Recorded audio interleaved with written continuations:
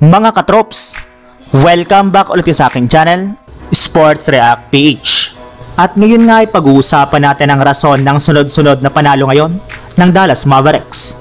Pag-uusapan na rin nga natin dito sa ating panibagong video ang naibalitang posibleng pagkuha ng Los Angeles Lakers kay Miles Turner sa pamamagitan ng isang trade.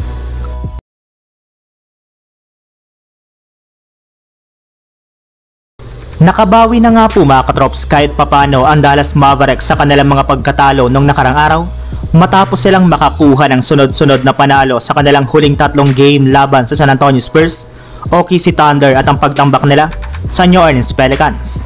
At lahat nga po ng panalong ito ng Mavs ay impressive since lahat nga po ng kanilang mga players ay nag-i-step up sa kanilang mga laban. Kaya unti-unti na nga po silang nakakaangat ngayon sa standings bilang ka-top 9 sa Western Conference sa kanilang record na 8 wins at 7 losses. Sinabi na rin naman nga po ni Luka Doncic na masyado nga po silang nag-struggle ngayon na manalo laban sa malalakas na team, pero naniniwala nga po sila nakakayanin nga po nila itong matalo. Inamin na rin naman nga po ni Kyrie Irving na one game at a time nga po ang kanilang ginagawa ngayon dahil ilang mga adjustment nga po ang kanilang ginagawa sa kanilang depensa na siyang pinakamahinang aspeto ng kanilang kupunan. Samantala, pumunta naman tayo sa ating sunod na pag-uusapan sa naibalitang posibleng pagkuha ng Los Angeles Lakers kay Miles Turner sa pamamagitan ng isang trade.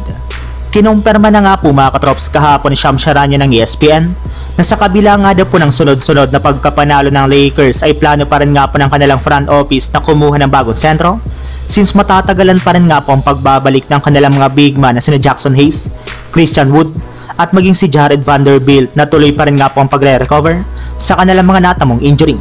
At sa dami nga po ng mga naibalitang center na target nga ng Lakers ay si Miles Turner mula sa Indiana Pacers. Pero ang tanong ngayon mga katrops, paano naman nga ba kaya nila ito makuha sa pamamagitan ng isang trade? At ayon nga po sa kalalabas pa lang na balita, maaari nga daw po itong makuha ng Lakers mula sa Indiana Pacers kung sakasakali mang i-offer nila dito ang kanilang mga players na sina D'Angelo Russell, Jared Vanderbilt, Jalen Hood-Schifino at dalawang future second round pick. Sa ganyang paraan nga daw po mga katrops ay magkakaroon ang Lakers ng isang big man katulad ni Miles Turner na nag-average ng 17 points at 7 rebounds per game sa kanyang 47.6% shooting sa field goal. Meron rin naman nga po itong dissenting shooting sa 3-point line kaya mapapakinabangan nga po ito ng gusto ng Los Angeles Lakers. So yun lang mga katrops, ang handog kong story ngayong araw. Sana nag-enjoy kayo, please like and subscribe my YouTube channel, Sports React PH para sa iba pang story at update patungkol sa NBA. Kita-kits muli sa ating susunod na video.